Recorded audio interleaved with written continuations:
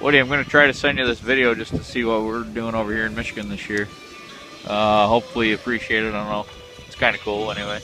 We're still outside. Don't own the place yet, so I don't have any dedicated sugar house. But guy up the road was selling these nice tanks. They're food grade IBCs, 275s. They had glucose syrup in them, so they worked out great. $100, got that.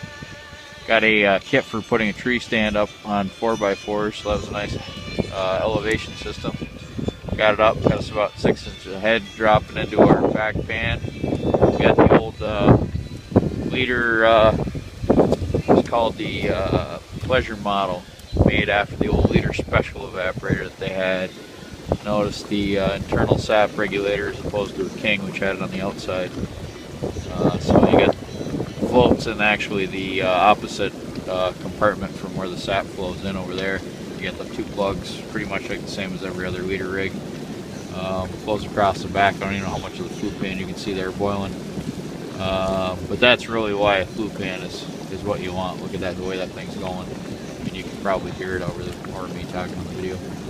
But so that's going. She's rolling all the way to the back. I put 2600 degree ceramic blanket under this back pan. Wrapped it to about 1 inch below the flues. So that's rolling pretty good. Syrup pan's probably a little bit down right now. I just put a little more wood in. You can see that we're actually cold sap today would be coming in on this side over here, and our draw would be on this side over here. One nice thing about the older liters, and even still today, is they actually have gates in them.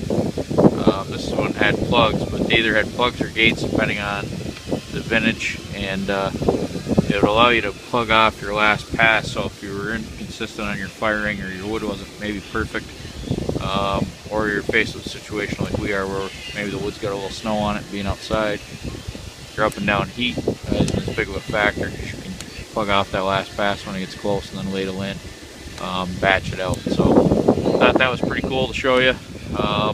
Got the 2 doors for firing, obviously, fire opposite sides. I left the bottom open. I put the whole thing on a trailer with 4 RV jacks so I could level it, not being on the foundation, and then welded up a little box here to collect the ash and stuff so I don't burn the grass underneath out in my backyard.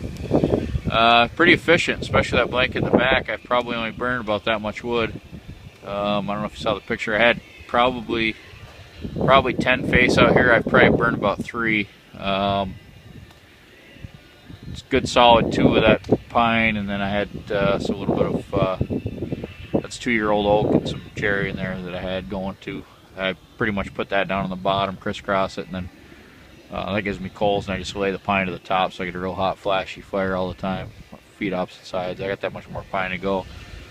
This was kind of a weird tree of unknown origin I cut in the fall. I think it's some kind of a cherry, but weird, maybe just overgrown ornamental. It was like 3 feet in diameter. And then my buddy just bought 15 acres, so he's been hauling me all this dead standing pine, so I gotta buck that up in the spring. But anyway, I wanted to give you an update. Been making some pretty good light medium amber. Be borderline light, but I really can't give it that high of a grade, but she's pretty good for being out here in the outside, that's for sure. Made already more than we did last year. Probably 1 more run on this. Hopefully it's a big one to get us up to where we wanted to be, which is about 20 gallons on the year. All right, man. Peace out. Talk to you.